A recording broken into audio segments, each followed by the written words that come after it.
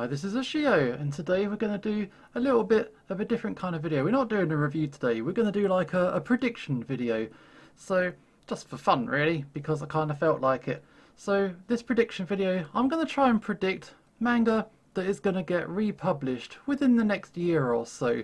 It's just a guess, it's just for fun. If in a year or so I'm proven correct, then it looks good on me. If in a year or so none of these are correct, it doesn't matter. It's just a fun little video to do. So, my first pick, so we're going to go for 10 by the way, but my first pick is already a failure because I was actually going to suggest Chibi Vampire because it's kind of cute and there's a bit of an audience out there for it, but then I noticed that it's kind of hidden away on Viz Media's digital section. So I think this is something that would do really well for like Yen Press or 7 Seas or someone like that. So yeah, that's not going to happen. So that was a failed start, but we'll move on with the list now. So this is basically anything that is going to get published physically. Digital doesn't count. This is not that kind of list. We want to see these deluxe books, these nice overblown reissues. This is what we want. So a lot of the titles are going to skew old because obviously they're out of print and they're titles from way back when. So yeah, I'm subbing out Chibi Vampire, and we're going to go with a more straightforward option. I've got Yu Yu Hakusho here, and the big question is, why isn't this in print? It's one of the classic Shonen Jump manga from the creator of Hunter x Hunter, and everybody loves Hunter x Hunter who's read it, has a big wide audience. Yu Yu Hakusho is incredibly popular and successful from back in the early 90s, and when it was published in English, it did okay. 19 volumes in total, and I think some 2-in-1 or 3-in-1 volumes. It would really do this series justice. I think it's time for a return. So if in the next year or so it does get an announcement, I had a sensation it was coming. Who knows? I'm probably going to be wrong.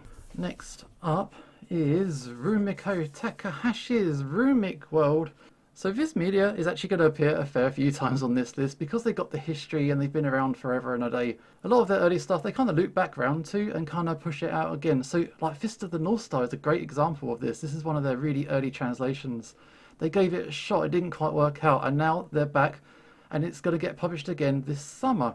And at the minute we're getting republished work of Yusei Yatsura. So it's only a matter of time, in my opinion, as that series starts to finish. They're going to move on to some of Takahashi's other works because she's always selling well. She's always really popular creator. So it might not be this, it might be something like £1 Gospel, something like that. But I think, honestly, it's just a matter of time. It's going to be coming soon. So don't go on eBay spending big bucks because I think that this is going to get reprinted quite soon. I should probably tell you a little bit what it's about. It's all lots of short stories that Rumiko Takahashi put out fairly early on in her career, around the time of like, you know, Maison Ikoku, Ranma. So her earlier stuff, not the Inuyasha later stuff. It's the earlier stuff. And if you've read something like Ranma, you know that she can do the oddball, really random ideas, sort of literally from nowhere. So she's got all these ideas bouncing around, and this probably was like a testing ground, like, does this idea work? Does this concept work? Can I do this? And she's just kind of playing around, having fun, lots of little short stories. So, yeah, maybe £1 Gospel will get republished first, much in the same way Mermaid Saga was. But maybe we'll get these ones as well. Next up is, always with these lists, I was struggling to find like a proper shoujo representation, but I've kind of gone out of my way. I've picked a couple of awkward ones toward the end of the list just to keep things a little bit, you know, a bit of a surprise. But for this time, we have got Tokyo Babylon by Clamp. I did a little bit of a search on the internet just before recording this video, and I'm checking this out, and I'm like, yeah, anime is going to be out soon. And obviously, it's an easy pick, but the anime's sort of been delayed. It's a bit of a weird story going on there. But Clamp are these kinds of creators, they've always got something going on in the market. As far as I'm aware, everything that they've published officially has been published in English. And back in the day, it was published by Tokyo Pop, then a lot of it was picked up by Dark Horse. This is the Tokyo Pop edition, by the way. And now Kodansha are doing the rounds. They're reprinting Chobits, they're reprinting Clover, and another one of these ones. It's just a matter of time that they get around to it. And with an anime on the horizon, it's, yeah, definitely. It's also quite a good one. I quite like clamp when they're doing their more serious kind of work. So a lot of people might like Cardcaptor Sakura, that kind of thing, but I'm more in favour of the kind of evil stuff that they put out. Kind of a bit more gothic, a bit more violent, and Tokyo Babylon is a nice example of that. So it's one to look out for. And yeah, it's really expensive on eBay, but I think it's just a matter of time before it gets published again. This is our fourth? I've lost track, I can't count. But whatever, I've mentioned this one once or twice before, I think. But this is Domu, from the creator of Akira, Katsuhiro Otomo. And why isn't this in print? I don't understand it. Akira is hugely popular. It's always seems to be selling well. I'm always seeing it on the charts when I'm browsing around. And it's got that massively expensive box set that people have fallen over themselves to afford. I haven't been able to afford it. I've got the old Dark Horse editions that were put out. But this is just one volume. It has a few of the similar ideas that Akira went through. It has like psychic people fighting and blowing up buildings and stuff like this. But it's condensed into like one volume. And it's actually really, really good. And it mystifies me. Maybe there's an issue with the rights. But this needs to be published again in a nice big hardback to accompany that Akira box set that everyone seems to have. This is money. This goes for ridiculous amounts on eBay, and it would sell so much if you just published it again. Listen, please listen to me and publish this again. This book is starting to fall apart. Next up, it's a bit of a sad note actually, because very recently the creator of Berserk, Kentaro Miura, passed away, and it was a big shock to everyone, and everyone put out all their heartfelt love and appreciation for Berserk, which they created all over the internet, and it was a really nice thing in like quite a sad time. So I think that it's just a matter of time before people start to reprint some of the artist's other work. So we've got like King of Wolves and Japan. They're both from earlier in his career, so the artwork's slightly on the cruder side, so it matches kind of like early Berserk volumes. I think one's slightly before Berserk, and I think Japan's from about 1992 kind of thing.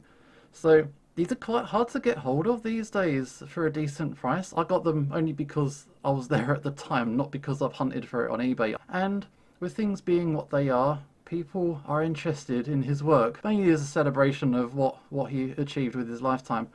And yeah, Dark Horse have already translated it one time. They're currently republishing Berserk as it is, so I think it's a fair shout to say that these are going to get published again. So don't go onto eBay, pay £100 for something or $100. Just wait and see. I think Dark Horse will have your back on this. Here we go. Next up is a bit of a personal favourite. I have got Short Program by Mitsuru Adachi, who is probably one of the best people who can put out very low-key drama, character-based stories.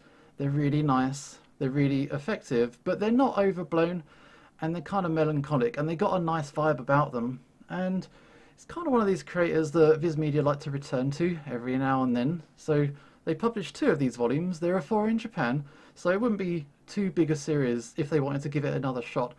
And they also published Cross Game, which is really, really good. So it would be nice, I think, if Viz Media returned to more Adachi work. And they do seem to like to return to their favourites. So Fist of the North Star's coming out. Teo Matsumoto, they're republishing some of his earlier work that they've tried before. They made Naoki Urasawa a thing, they made Junji Ito a thing.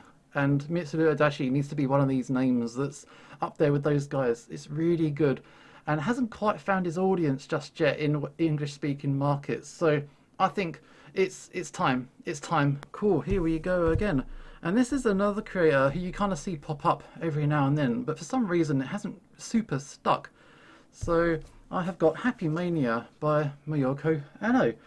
And this is an old Tokyo Pop series. There are 11 volumes originally, and it's just about a young woman who, she wants a boyfriend. It doesn't matter who it is particularly. She just wants a boyfriend to get hitched. And that's basically the be and end all of her, what she wants to do with her life. She's a bit of a state actually, she's a bit of a mess, and the manga is really, really funny. And every now and then there will be a Mayoko Anno work put out, but at the minute I think In Close Called Fat is the only thing that's still available in book format that's easy to get hold of. Everything else is out of print or digital only. And it would be nice if they come back to her more comedic work, because some of her serious stuff, it's a little bit more of a love-hate relationship I have with it. But her funny stuff is really funny, And I think Happy Mania now would do quite well. And yeah, please, someone. And here we go. We are on to, is this number 8 of this top 10? It's not even a top 10, it's just random stuff I've picked up. However, I have got Ozamu Tezuka's Phoenix, and it was only a matter of time before I mentioned Ozamu Tezuka on my channel, because personally, I'm a bit of a fan, and if you're gonna go with one of his works, you might as well go for one of his best. So Phoenix is, it's hard to explain. It's one of these giant epic, expands all of space and time and human history from prehistory through mythology all the way to infinity and everything in between, with the timelines jumping between volumes from old to new, gradually converging to the contemporary times. But sadly, like, Tezuka passed away before he could complete it. Honestly, the first 5 volumes are the best volumes, and beyond that, they're just really good and complement everything that came before. But if you're gonna have the masterwork of the god of manga not available, not readily available for people to read, something's wrong. It is available on Viz Media's website, it is available digitally, but man, you need this in a proper book. You just need it properly. They have published it before, it has been fully translated. I don't know whether, if they were republishing it, they would like reflip it into original orientation, because these are left to right. It definitely needs another go, and it definitely will reach a new generation of readers that will really appreciate it. A lot of Tezuka's works were currently assigned to digital manga publishing, but that seems to have loosened in the last couple of years. Kodansha are about to put out Bomba in the next few months, so it seems like Tezuka's works are now a little bit more readily available to other publishers. So honestly, please go for this one. Maybe there'll be a big announcement quite soon. This is my hope, and this is why I'm making this video. Maybe we can suggest these to some publishers and say, oh, what about this one? Do you remember when you put this out? It was really good. Can you please bring it back? So I don't want to be too predictable with some of the titles I'm bringing up, so this one's kind of out of left field. I've gone for Swan. And, well, we need more shoujo on this list, and now that we've got Rose of Versailles fully published in English and everyone can get those lovely hardback books, it's time to move on to the next kind of like holy grail. And from what I've read of this is really, really good. It's published originally by CMX, which is a publisher who got unceremoniously shut down literally overnight. It was a bit of an event. And they published 15 volumes of this. I haven't been able to get all of them, but what I've read is really good. It's a ballet manga, but it's very overwrought. It's kind of kitsch, and some of the layouts and the artwork, especially during the dance sequences, some of the most beautiful pages you're ever gonna see. They're really, really nice. It's kind of melodramatic, it's kind of cheesy, and it's got this nice appeal to it. It's that very classic shoujo kind of feel to it, and it would do really well. It's a bit of a longer series, so this is absolutely a long shot, and it's probably never going to happen. We've missed our opportunity. But if someone wanted to give this one a go, I would be so happy, and I think if it found its audience, they would really appreciate it. It's so good. And my final pick that I think will hopefully be announced to get republished in the next year or so, I have got Slam Dunk, Takahashi Inoue's famous basketball manga. It's a contemporary to Yu Yu Hakusho, which I mentioned earlier, so it's from that generation of Shonen Jump titles. And this is like the absolute essential sports manga read. You know, for my money, I would say it's better than Haikyuu. And Haikyuu I hold in exceptionally high regard. I think it's really, really good. Slam Dunk is completely up there.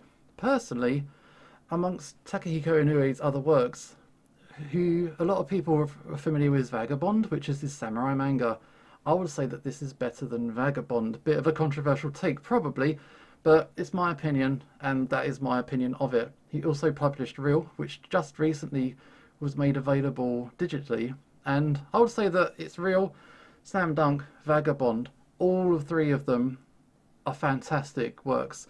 All of them are really, really good. And it's kind of incredible that Slam Dunk currently isn't in print.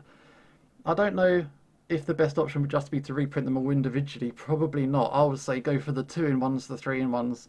I think now would be a good opportunity for Slam Dunk to get a reprint, because I think there's a movie in the future, isn't there? And people are always talking about Vagabond and how much they enjoy that. And also there's a new volume of Real coming out toward the end of the year. So that's volume 15, I think that is.